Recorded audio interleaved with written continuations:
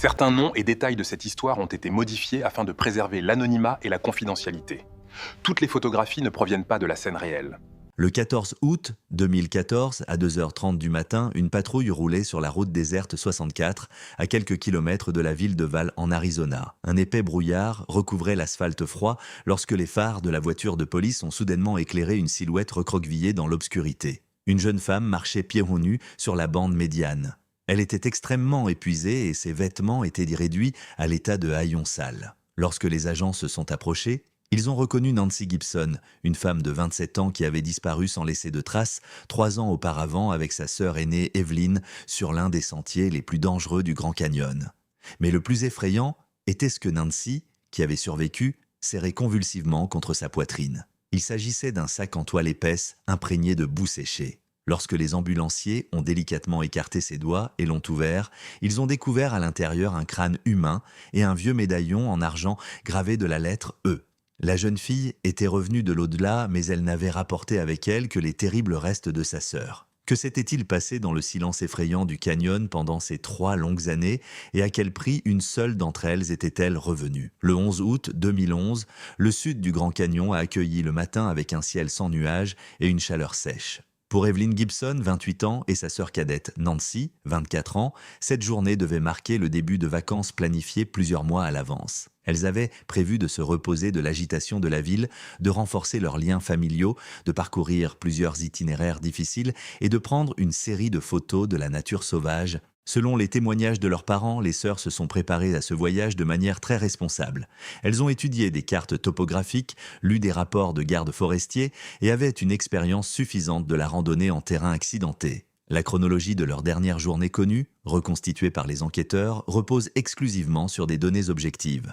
Enregistrement de caméras de vidéosurveillance, reçu de cartes de crédit et registre du parc national. Vers 8 heures du matin, le crossover argenté de marque Toyota appartenant à Evelyn s'est arrêté à une station-service dans la petite ville de Tusayan, située à quelques kilomètres seulement de l'entrée principale du parc. La caméra de surveillance extérieure au-dessus de la caisse a clairement filmé les 2 femmes à 8h12. Elles semblaient calmes et détendues. On voit sur les images Evelyn payer l'essence, 2 tasses de café chaud et un grand paquet de mélange de noix pour la randonnée. Le caissier a ensuite déclaré aux enquêteurs que les sœurs discutaient joyeusement, penchées sur une carte routière dépliée. Aucune personne étrangère ne s'est approchée d'elles, aucune voiture suspecte ne les a suivies, les caméras n'ont rien enregistré. À 9h15, leur voiture est entrée dans le parking du belvédère de Grandview Point.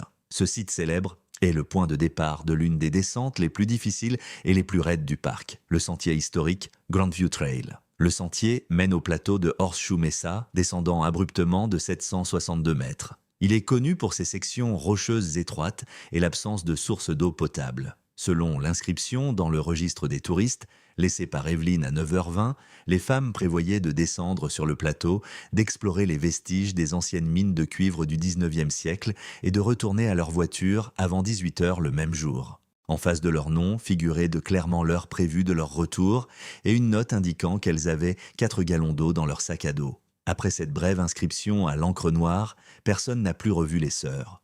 Lorsque, au matin du 13 août, les femmes n'avaient toujours pas donné de nouvelles à leur famille, leur mère inquiète a appelé le commissariat de police du comté de Coconino. Le répartiteur de service a immédiatement contacté le service des gardes forestiers du parc national, déclenchant ainsi la procédure standard de vérification. Quelques heures plus tard, une patrouille a découvert la Toyota argentée à l'endroit même où elle avait été laissée 2 jours auparavant. La voiture était bien verrouillée. En regardant par la vitre latérale, les policiers ont aperçu leur portefeuille contenant de l'argent liquide, leur passeport, leur permis de conduire et leur carte de crédit sur la banquette arrière. Il n'y avait aucune trace de lutte autour de la voiture, ni aucune tentative d'effraction des portières. Le fait que les sœurs aient laissé leurs documents et leur argent dans l'habitacle confirmait la version d'une courte excursion d'une journée, mais rendait en même temps la situation extrêmement critique.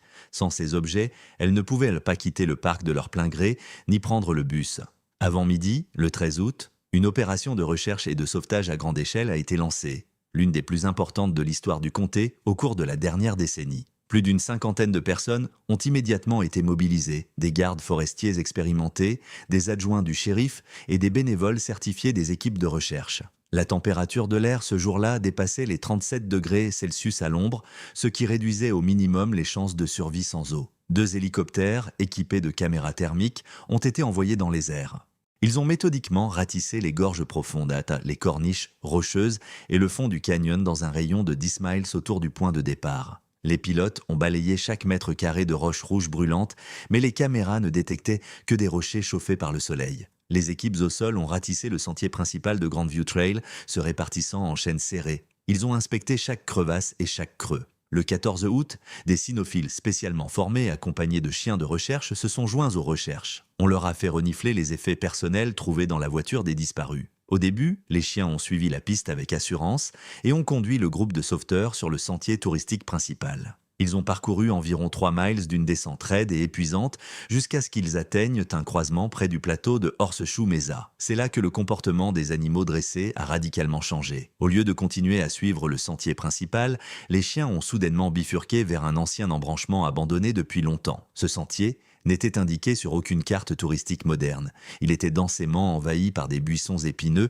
et semblait n'avoir été emprunté par personne depuis des années. Le groupe de recherche a suivi les chiens avec prudence.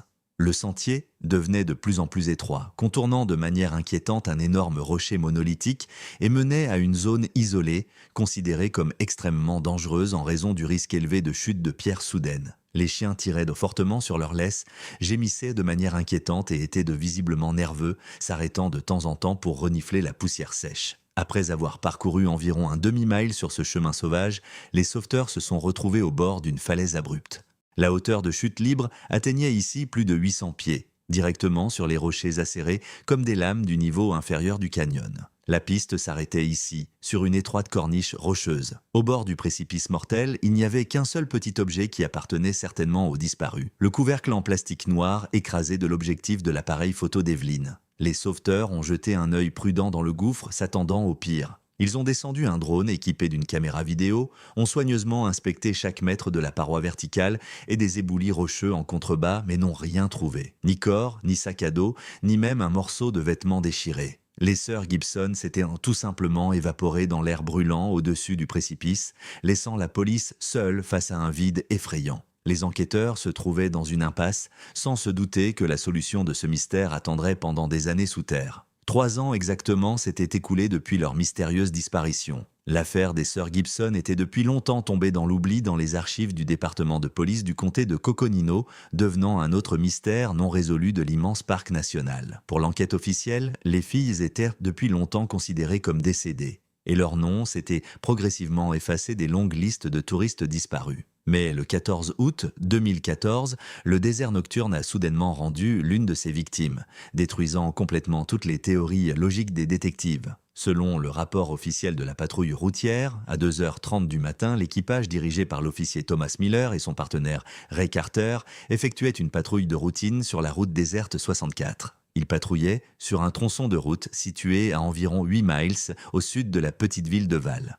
La route 64 dans cette région est une longue bande d'asphalte parfaitement plane, bordée de part et d'autre par des paysages sauvages. La nuit, il est extrêmement rare d'y croiser ne serait-ce que des camions de transit, de sorte que tout mouvement sur le bord de la route attire immédiatement l'attention. Les conditions météorologiques de cette nuit-là étaient extrêmement défavorables pour les patrouilles. Un brouillard épais, anormal pour la chaleur du mois d'août, recouvrait le bitume froid d'un épais voile humide, réduisant la visibilité à quelques dizaines de mètres. Un silence inquiétant régnait, seulement rompu par le ronronnement monotone du moteur de la voiture de police. À 2h32, la caméra embarquée de la voiture de patrouille a enregistré un freinage brusque et d'urgence. Les puissants phares halogènes de la voiture ont soudainement éclairé une silhouette humaine recroquevillée dans l'obscurité laiteuse. L'homme avançait lentement, titubant, mais avec détermination, en marchant droit sur la bande centrale de séparation de l'autoroute, sans prêter aucune attention à la lumière aveuglante et aux dangers mortels de la route nocturne. Les agents ont immédiatement arrêté le véhicule et sont sortis, allumant les gyrophares rouges et bleus, dont la lumière se reflétait de manière inquiétante sur le mur épais de brouillard. D'après les déclarations de Thomas Miller, qui ont ensuite été consignées en détail dans le procès-verbal officiel de l'interrogatoire, la silhouette appartenait à une jeune femme. Son apparence correspondait au tableau clinique d'un état d'épuisement physique extrême. Elle semblait sortir d'une longue captivité de plusieurs années dans la nature sauvage. Ses cheveux, autrefois soignés, étaient emmêlés en mèches dures et sales. Son visage était recouvert d'une épaisse couche de poussière et de sang séché. La femme était pieds en nu, ses pieds étaient à vif et couverts de profondes plaies déchirées dues à une longue marche sur les pierres acérées du désert. Ses vêtements étaient réduits à des lambeaux informes et sales qui tenaient à peine sur ses épaules maigres, soulignant de manière effrayante les angles aigus de ses côtes et de ses clavicules saillantes. Les policiers s'approchèrent avec une extrême prudence, les mains près de leurs étuis contenant leurs armes de service.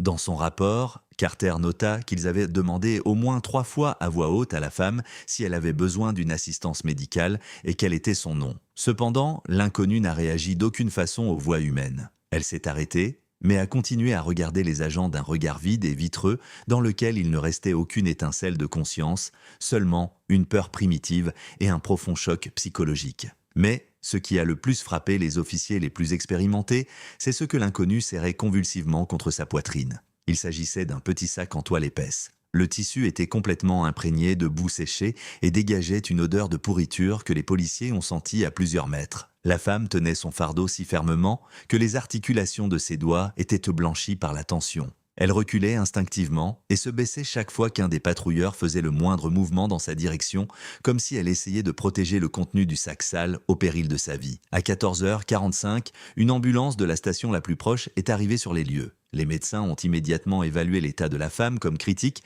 en raison de signes évidents de déshydratation extrême, d'hypothermie et de dystrophie physique. Lorsque les ambulanciers l'ont délicatement installée sur une civière rigide à l'intérieur de l'ambulance, ils ont dû déployer beaucoup d'efforts physiques pour desserrer ses doigts crispés par un spasme mortel et libérer le paquet en toile. La femme n'a pratiquement pas résisté, mais elle a poussé un cri sinistre et sourd lorsqu'elle a perdu le contact physique avec le sac. Ce que les médecins ont vu à l'intérieur du sac en toile a laissé les spécialistes expérimentés sans voix, horrifiés. Au fond du sac, parmi des mottes de terre rouges sèches et des restes de tissus pourris, se trouvait un véritable crâne humain. L'os était noirci, partiellement endommagé, mais appartenait sans aucun doute à un adulte. À côté de cette horrible découverte se trouvait un objet qui a immédiatement fourni aux enquêteurs le premier indice permettant d'identifier la personne. Il s'agissait d'un vieux médaillon en argent suspendu à une chaîne brisée. Sur le métal terni, malgré la saleté et les rayures, on pouvait clairement voir la lettre E habilement gravée. La même nuit, la patiente inconnue a été transportée sous haute surveillance à l'accueil de l'hôpital central. Comme elle ne pouvait prononcer un seul mot, ne réagissait pas aux stimuli extérieurs et se trouvait dans un état de stupeur dissociative profonde, les criminologues de garde ont immédiatement pris ses empreintes digitales pour les vérifier en urgence dans la base de données nationale dactyloscopique. À 5h15 du matin, le système électronique a donné une correspondance parfaite, ce qui a immédiatement alerté toute la direction du département de police du comté. Les empreintes appartenaient, sans aucun doute, à Nancy Gibson, la même jeune femme qui avait disparu sans laisser de traces avec sa sœur aînée Evelyn en août 2011 sur un sentier de randonnée. Le pendentif en argent avec la lettre E, soigneusement enveloppé dans un sac sale, était un bijou personnel d'Evelyn, comme l'attestaient les documents de l'affaire criminelle datant de 3 ans. Nancy Gibson a réussi à s'échapper de cet enfer et à revenir dans le monde des vivants. Elle a survécu là où il n'y avait aucune chance de salut, mais n'a rapporté sur la route nocturne que les restes macabres de sa propre sœur. Aucun officier ni aucun médecin dans la salle ne pouvait encore imaginer les atrocités inhumaines que cette femme avait dû endurer, ni qui avait réellement transformé leur voyage touristique en des années de ténèbres absolues. Révélera-t-elle un jour ce qui l'a poussé à serrer contre sa poitrine le crâne de la personne qui lui était la plus chère? Chers spectateurs, avant de poursuivre notre plongée dans cette histoire effrayante, je vous invite à vous abonner à la chaîne, à laisser un commentaire et à liker cette vidéo. C'est très important pour les algorithmes de YouTube, car c'est grâce à votre activité que la vidéo pourra être diffusée et vue par un plus grand nombre de personnes. Votre soutien nous aide à mener de nouvelles enquêtes. Mais revenons maintenant aux événements de cette nuit-là. L'ambulance a transporté la femme sauvée au centre médical de Flagstaff à 3h15 du matin. 1 heure plus tard, l'unité de soins intensifs était complètement encerclée par des agents spéciaux du Federal Bureau of Investigation. L'affaire a immédiatement pris une dimension fédérale. Une garde armée a été postée 24 heures sur 24 devant la porte de la chambre et seul un groupe très restreint de médecins ayant le plus haut niveau d'habilitation a été autorisé à accéder à la patiente. L'état physique de Nancy Gibson a provoqué un véritable choc, même chez les médecins les plus expérimentés du service de réanimation, habitués aux blessures d'aggrave. Selon le rapport médical du médecin-chef, la femme de 27 ans pesait à peine 85 livres au moment de son admission à l'hôpital. Une analyse sanguine a révélé une carence catastrophique en vitamine D. Le taux de cet élément était si bas que les experts médicaux ont conclu sans appel que la femme avait vécu dans l'obscurité totale et n'avait pas vu la lumière directe du soleil pendant au moins 2 ans et demi ou 3 ans d'isolement. Lors de l'examen initial, les médecins ont constaté sur son corps de nombreux signes de violence physique systématiques et brutales. La peau de ses paumes, de ses genoux et de ses coudes était transformée en callosités épaisses et rugueuses, couvertes de profondes fissures. Cet état de l'épiderme témoignait d'années de travail manuel quotidien et épuisant et d'une marche constante sur des surfaces dures et rocailleuses. Une radiographie du thorax et des membres a révélé de multiples traces d'anciennes blessures. Les clichés montraient clairement 5 côtes cassées, une fracture de la clavicule gauche et des phalanges fragmentées de 3 doigts de la main droite. Toutes ces fractures s'étaient consolidées de manière totalement incorrecte avec des callosités osseuses épaisses, ce qui prouvait sans aucun doute l'absence totale de soins médicaux au moment des blessures. Cependant, la découverte la plus effrayante attendait les médecins lors du nettoyage du corps. Sur l'épaule droite de la patiente, les médecins ont découvert une cicatrice massive et hideuse laissée par du métal brûlant. Ce n'était pas une brûlure accidentelle. Quelqu'un avait délibérément gravé sur sa peau une marque nette et précise en forme de chiffre 2. Cette marque effrayante témoignait du fait que le bourreau inconnu traitait ses victimes non pas comme des êtres humains, mais comme des biens marqués, les inventoriant par numéro.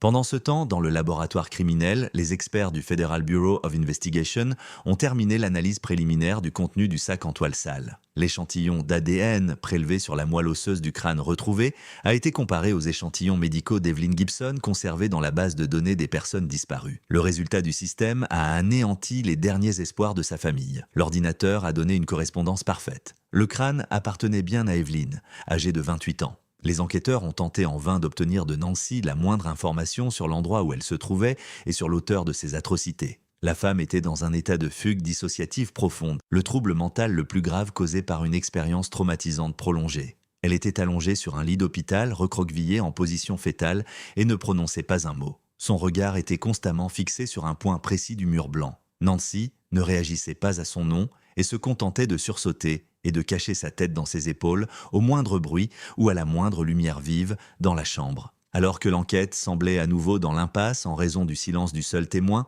l'analyse médico-légale de particules microscopiques a fourni un indice crucial. Des experts géologues ont soigneusement examiné des échantillons de saleté prélevés sous les ongles cassés de Nancy, ainsi que des prélèvements effectués sur le tissu d'un sac en toile. Les résultats de l'analyse spectrale se sont révélés tout à fait inattendus. La boue était composée d'une argile rougeâtre spécifique avec une concentration extrêmement élevée en minerais de cuivre et de poussière microscopique de béton industriel. Les experts ont clairement confirmé qu'une telle composition géologique n'existait tout simplement pas sur les sentiers touristiques et les plateaux ouverts du Grand Canyon. Ce mélange unique d'éléments chimiques et de minéraux était caractéristique des mines profondes et des zones industrielles fermées situées à des dizaines de kilomètres au sud des limites du parc national. Ce fait scientifique a bouleversé toute l'affaire. Les sœurs ne s'étaient pas perdues dans la nature sauvage. Elles ont été enlevées, emmenées hors du parc et détenues dans un isolement souterrain artificiel. Il ne restait plus qu'une seule question. Laquelle des dizaines de mines de cuivre abandonnées du désert cache dans ses profondeurs sombres une prison de béton? Et son propriétaire impitoyable est-il en ce moment même à la recherche d'une nouvelle victime? La composition chimique unique de la boue extraite des ongles cassés de la femme survivante est devenue le fil invisible qui a permis aux enquêteurs du Federal Bureau of Investigation de sortir l'affaire d'une impasse totale. Le rapport de laboratoire fourni par le service géologique le 17 août 2014 à 9 h du matin a réduit la zone de recherche potentielle de centaines de milliers d'hectares de nature sauvage à un carré bien précis. La combinaison d'argile rouge, de plomb, d'un minerai de cuivre spécifique et de microscopiques fragments de béton ancien indiquait la présence de complexes industriels abandonnés situés dans les limites de la forêt nationale de Kaibab. Cette région densément boisée se trouvait à environ 65 km au sud de la rive sud du Grand Canyon, ce qui correspondait parfaitement à la logistique d'un enlèvement potentiel. Les agents ont immédiatement consulté les anciens cadastres fonciers, les cartes de l'industrie minière et les registres fiscaux du comté de Coconino des 30 dernières années. En analysant des dizaines de sites abandonnés, l'équipe de criminologues a porté une attention particulière à un terrain privé isolé, officiellement enregistré sous le nom de Sunset Valley Estates. Dans les années 80, il s'agissait d'un petit complexe minier rentable qui a complètement fait faillite au milieu des années 90. Le site occupait plus de 50 acres de terre rocailleuse brûlée, sillonnée de profonds puits verticaux et de tunnels de ventilation horizontaux. Selon des documents d'archives jaunies, le seul propriétaire légal de cette terre oubliée de Dieu était un certain Arthur Vance. Un homme de 55 ans dont le dossier a immédiatement attiré l'attention du département comportemental du Federal Bureau of Investigation. Vance avait perdu sa licence d'exploitation minière il y a 15 ans en raison de violations systématiques et graves des règles de sécurité qui avaient entraîné des effondrements. Après des procédures judiciaires et une faillite totale, il était devenu obsédé par des idées de survie radicale et avait complètement rompu tout lien social. Lors des interrogatoires, ses anciens collègues l'ont décrit comme un paranoïaque maussade et agressif qui souffrait d'une haine maniaque envers les institutions publiques modernes et méprisait ouvertement les citadins, les considérant comme corrompus et sales. 8 armes à feu, dont des fusils de chasse de gros calibre et des fusils à pompe, étaient légalement enregistrés à son nom, pendant que les groupes tactiques des forces spéciales étudiaient minutieusement les dernières images satellites de Sunset Valley Estate, planifiant une éventuelle opération d'assaut.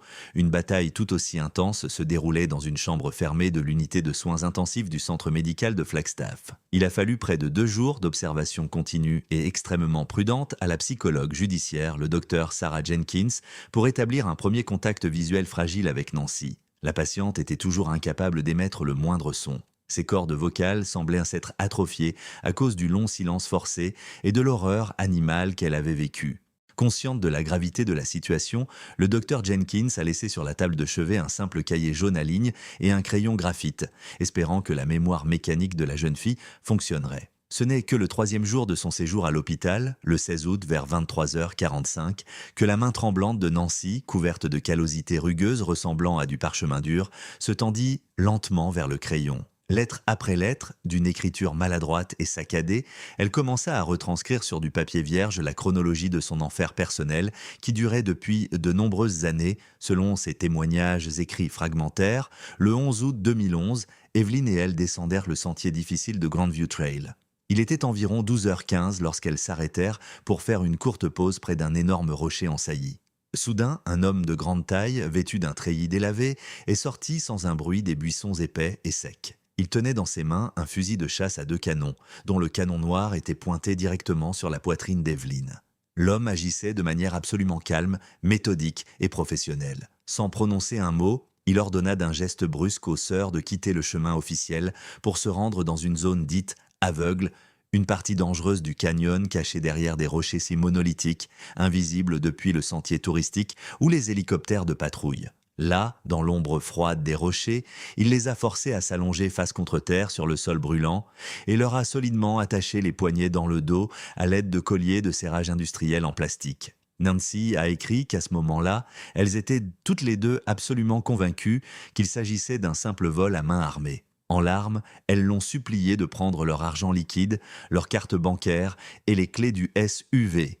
Mais le ravisseur ne s'intéressait absolument pas aux biens matériels. Sous la menace d'un fusil chargé, il les a forcés à marcher plus de 3 kilomètres sur des sentiers de chèvres sauvages et secrets jusqu'à un vieux pick-up caché dans un profond ravin. Vance n'a pas exigé de rançon à leur famille et n'a posé aucune condition aux autorités. Dans sa réalité déformée et profondément malade, il accomplissait une mission supérieure. Pendant le long et épuisant trajet dans la benne du pick-up, hermétiquement recouverte d'une bâche étouffante, les sœurs écoutaient avec horreur son monologue qui leur parvenait à travers la vitre arrière entr'ouverte de la cabine. Il marmonnait de façon monotone que le monde moderne était irrémédiablement enlisé dans le péché et la débauche et qu'il avait été choisi pour sauver et purifier leurs âmes par un travail physique pénible et expiatoire et un isolement total. Lorsque la voiture s'est finalement arrêtée brusquement dans la zone déserte de la mine abandonnée de Sunset Valley Estates, Vance a brutalement fait sortir les prisonnières épuisées. La dernière image qui resta gravée dans la mémoire de Nancy avant qu'elle ne soit engloutie à jamais par l'obscurité souterraine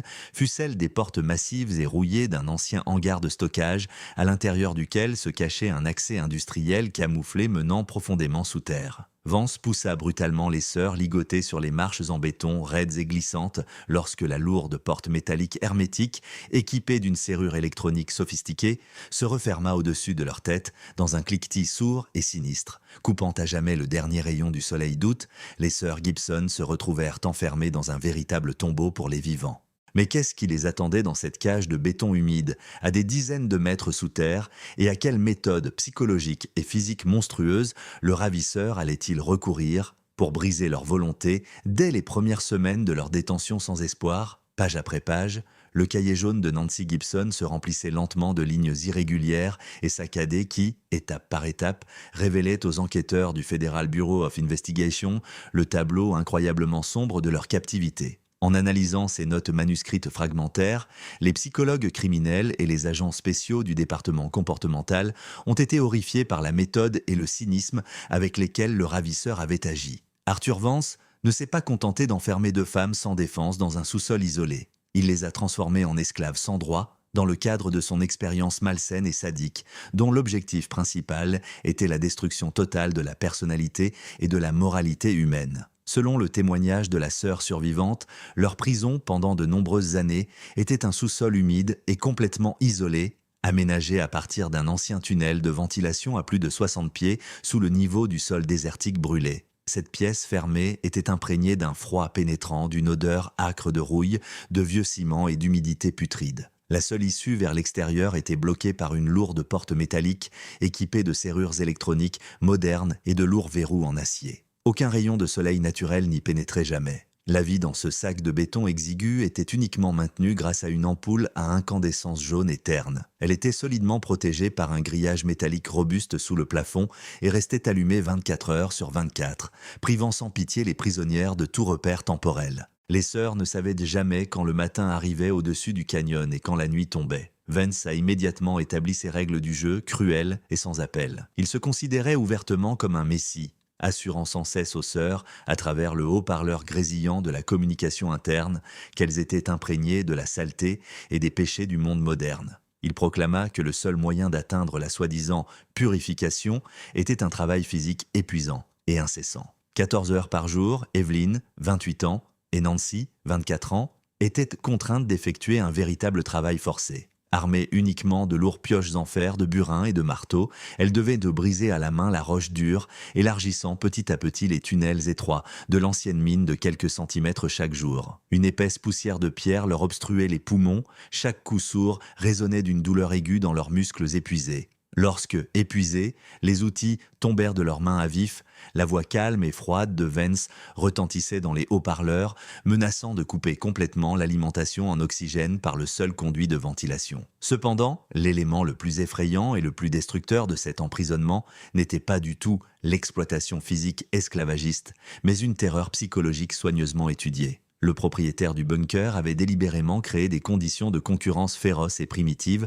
pour la survie de base. Il ne leur a jamais donné suffisamment de ressources, même pour maintenir les fonctions vitales minimales de l'organisme. Une fois par jour, un plateau en plastique rayé sortait avec un grand bruit d'une petite trappe blindée située dans la partie inférieure de la porte métallique. Il ne contenait toujours qu'une seule tasse en étain remplie d'eau trouble d'un volume ne dépassant pas 8 onces et une seule portion maigre de nourriture, généralement une petite poignée d'avoine crue, un morceau de pain rassis ou un seul cracker salé sec. Ces ressources extrêmement limitées étaient de toujours suffisantes pour nourrir une seule personne adulte. Vance n'a jamais précisé à qui exactement cette ration salvatrice était destinée. Il prenait ouvertement plaisir à cette torture psychologique raffinée, obligeant les sœurs Gibson à décider chaque jour elles-mêmes laquelle d'entre elles aurait la chance illusoire de vivre un jour de plus, et laquelle resterait complètement affamée et gravement déshydratée après 14 heures passées à casser des pierres. Au tout début de leur terrible captivité, Evelyn et Nancy ont désespérément essayé de partager cette maigre ration en deux ou de se la donner à tour de rôle. Elles ont tenté de toute leur force de préserver leur humanité, leur dignité et leur profonde affection familiale. Mais la physiologie implacable et l'instinct animal fondamental de survie se sont avérés beaucoup plus forts que tous les principes moraux du monde civilisé. Arthur Vance observait attentivement et froidement leur dégradation à travers une caméra de vidéosurveillance infrarouge cachée. Il voyait comment de longs mois d'épuisement physique total, d'obscurité absolue et de faim folle effaçaient inévitablement leur véritable personnalité. Il montait systématiquement les sœurs l'une contre l'autre, diffusant périodiquement de brefs commentaires venimeux par haut-parleur, convainquant chacune d'elles que l'autre volait des miettes pendant son sommeil ou buvait beaucoup plus d'eau qu'elle ne le devait. Ce poison invisible de paranoïa profonde et de méfiance s'infiltrait rapidement dans leurs esprits épuisés. Les filles, autrefois aimantes et inséparables, se transformaient en captives méfiantes, guidées uniquement par leurs instincts primaires. Chaque regard qu'elles jetaient sur la tasse en étain vide devenait féroce. chaque mouvement extrêmement tendu. La frontière entre les deux sœurs s'estompait définitivement, ne laissant dans le sous-sol humide et sale que deux rivales épuisées, prêtes à tout pour une gorgée d'eau salvatrice. Et lorsque leur volonté commune fut complètement brisée et les limites de l'empathie détruites, le moment idéal arriva pour la phase finale de cette expérience inhumaine dont les conséquences s'avérèrent absolument irréversibles et fatales. Les enquêteurs du Federal Bureau of Investigation ont d'abord élaboré une théorie tout à fait logique. S'appuyant sur le profil d'Arthur Vance en tant que survivant radical, la police était absolument convaincue qu'il avait personnellement tué Evelyn, âgée de 28 ans. Les analystes ont supposé que la sœur aînée avait tenté de résister physiquement, ce pourquoi elle avait été exécutée de sang-froid. Cependant, la vérité que Nancy a péniblement couchée sur papier le 18 août 2014 s'est avérée si horrible qu'elle a fait frémir même les agents les plus expérimentés. Le véritable cauchemar de cette histoire ne résidait pas dans la personnalité du ravisseur, mais dans ce qui s'était passé entre deux personnes de la même famille dans l'obscurité d'une cellule d'isolement en béton. Selon la chronologie reconstituée à partir des notes de la survivante, le point culminant de la destruction psychologique est survenu au cours de la 2e année d'emprisonnement continu. Vers l'été 2013, les conditions dans le bunker ont atteint un point critique. Des mois de famine, d'isolement total et de travaux physiques pénibles ont irrémédiablement détruit leur conscience. Nancy a écrit qu'ils avaient cessé de se parler. Dans leur esprit enflammé, il n'y avait plus ni liens familiaux, ni compassion élémentaire. Il ne restait plus qu'un instinct de survie dévorant, qui exigeait à tout prix d'obtenir une gorgée d'eau supplémentaire ou une miette de nourriture. Arthur Vance, qui observait la dégradation à travers les objectifs des caméras cachées, comprit que les prisonnières avaient atteint l'état souhaité. Il décida de passer à la phase finale de cette expérience cruelle. Un jour, un clic sec retentit dans le haut-parleur de la communication interne, suivi de la voix indifférente de Vance. La trappe métallique au bas de la lourde porte s'ouvrit. Un seul morceau de viande séchée tomba sur le sol sale de la cellule. C'était la première source de protéines depuis des mois. La voix annonça une nouvelle règle. Ce morceau ne serait donné qu'à l'une d'entre elles et il reviendrait exclusivement à celle qui serait capable de le prendre de force. Vance jeta délibérément la nourriture au milieu de la cellule, transformant le sac de béton en une véritable arène de gladiateurs. À ce moment-là, l'esprit des deux femmes s'est complètement obscurci. Evelyn, âgée de 28 ans, qui restait physiquement plus forte que sa petite sœur, s'est précipitée la première vers la trappe et a attrapé la nourriture avec ses mains et noircie par la saleté. Au même instant, Nancy, aveuglée par une faim incontrôlable, s'est jetée sur elle avec rage. Dans la lumière tamisée de la lampe jaune, une terrible bagarre a éclaté. Elles n'étaient non plus des sœurs, mais deux créatures épuisées, acculées dans un coin. Nancy griffait le visage d'Evelyn, essayant d'arracher le morceau de viande salvateur, tandis que sa sœur aînée lui assénait des coups de poing à la tête. Leur respiration haletante résonnait dans les tunnels de ventilation. Au moment culminant de la bagarre, rassemblant le peu de force qui lui restait, Nancy poussa Evelyn de toutes ses forces dans la poitrine. Le sol en béton était recouvert d'une couche de boue humide et glissante. Sa sœur aînée perdit l'équilibre, ses pieds menus glissèrent.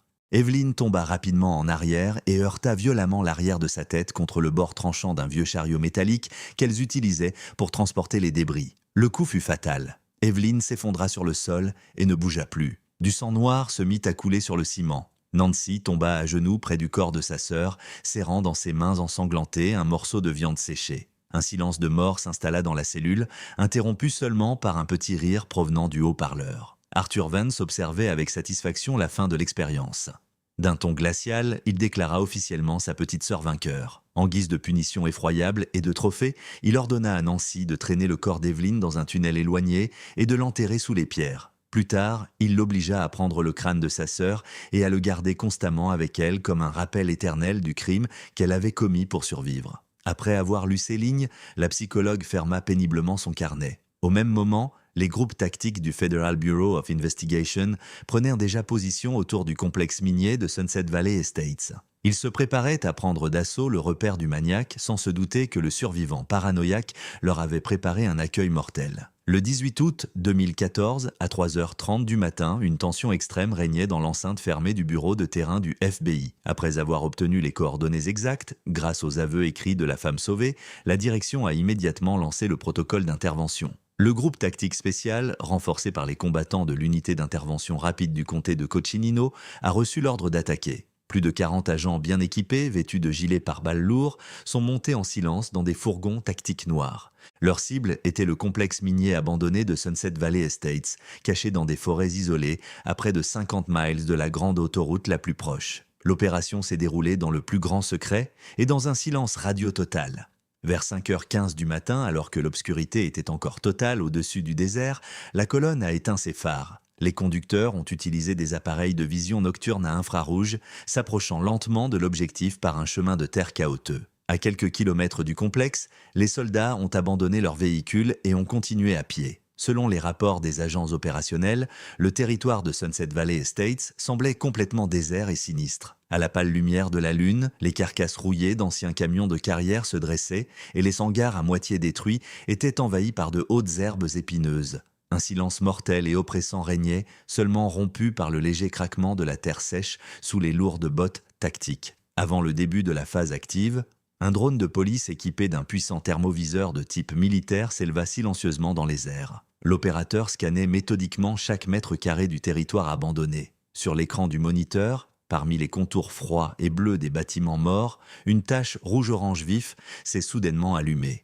La caméra thermique a détecté une activité anormale évidente, mais celle-ci ne se trouvait pas à la surface. Elle émanait profondément du sol, juste sous le toit massif du hangar central. De plus, près de l'entrée du bâtiment, l'appareil a détecté une silhouette chaude qui se déplaçait constamment. Le propriétaire du territoire ne dormait pas. Il patrouillait manifestement son périmètre, attendant des invités indésirables. À 5h45, le commandant du groupe tactique a donné un ordre bref sur une ligne de communication sécurisée. Le véhicule blindé de percée a jailli à toute vitesse de son embuscade et a enfoncé avec un bruit incroyable les portes massives et rouillées du hangar principal. Les lourdes tôles ondulées se sont détachées de leurs gonds, volant à des dizaines de mètres à l'intérieur de la pièce sombre. D'épais nuages de poussière séculaire et de débris de ciment se sont instantanément élevés dans les airs, réduisant la visibilité à presque zéro. Les soldats des forces spéciales ont fait irruption à l'intérieur, criant l'ordre de jeter les armes et de se coucher sur le sol. Mais Arthur Vance n'avait pas l'intention de se rendre à la justice.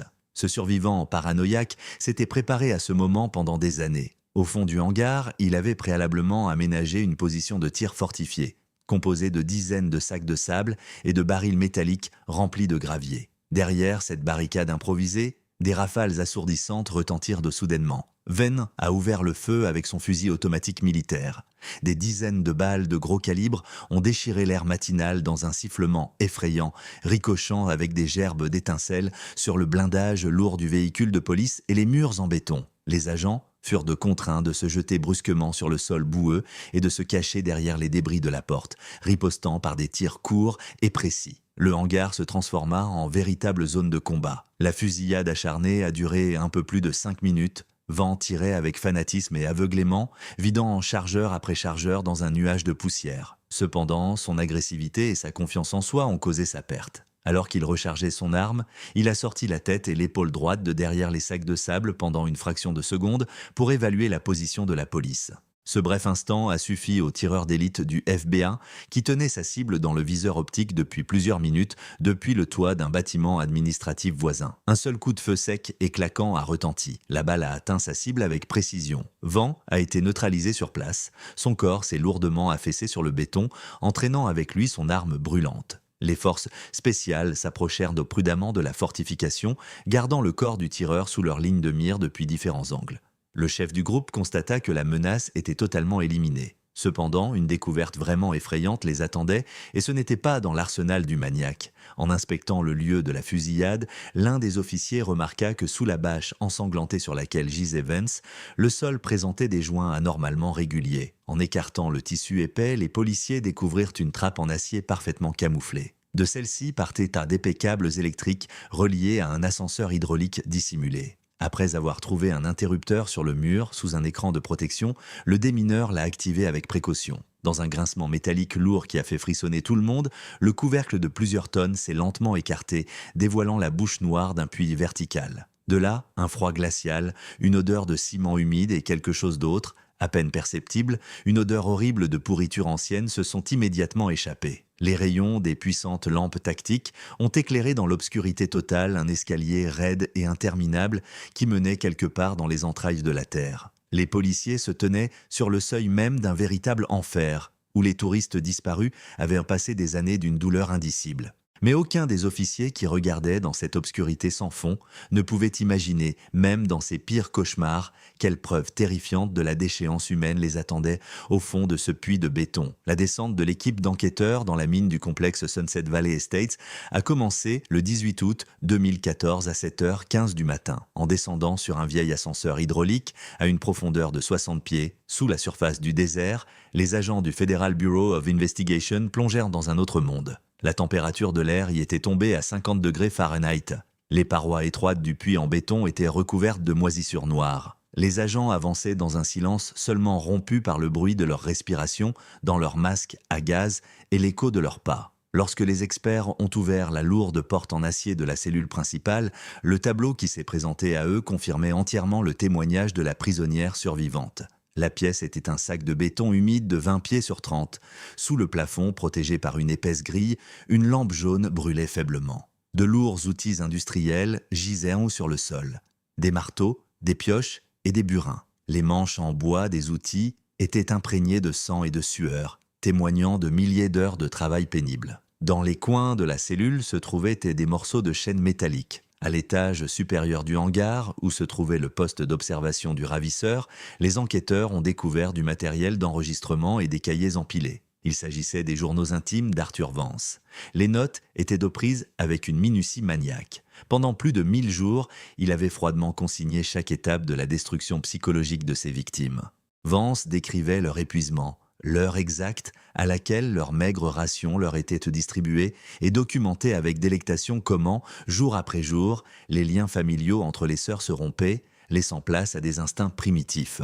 La tâche la plus difficile pour le groupe a été de retrouver les restes de la sœur aînée. En se basant sur le plan esquissé, l'équipe s'est dirigée vers le tunnel le plus étroit de l'ancienne mine de cuivre. Après avoir parcouru 150 pieds dans les profondeurs de la montagne, les faisceaux des lampes ont éclairé dans l'obscurité un tas de pierres de brisées. Les fouilles ont duré environ 4 heures. À une profondeur de 3 pieds, les médecins légistes ont découvert une tombe peu profonde. Elle contenait les ossements du squelette d'Evelyn Gibson, âgée de 28 ans. Le crâne était absent. Le maniaque avait forcé la sœur cadette à l'emporter avec elle. Les experts ont constaté des traces de traumatisme grave à l'arrière des vertèbres cervicales, correspondant à la description d'un coup fatal porté par le bord tranchant d'un chariot métallique. Au cours des mois suivants, l'affaire de la mine abandonnée a fait la une des journaux nationaux. Les journalistes ont surnommé le bunker la mine infernale. Le public a été choqué par les détails de cette longue captivité. En décembre 2014, la direction de la police a tenu une conférence de presse pour annoncer officiellement la clôture de l'enquête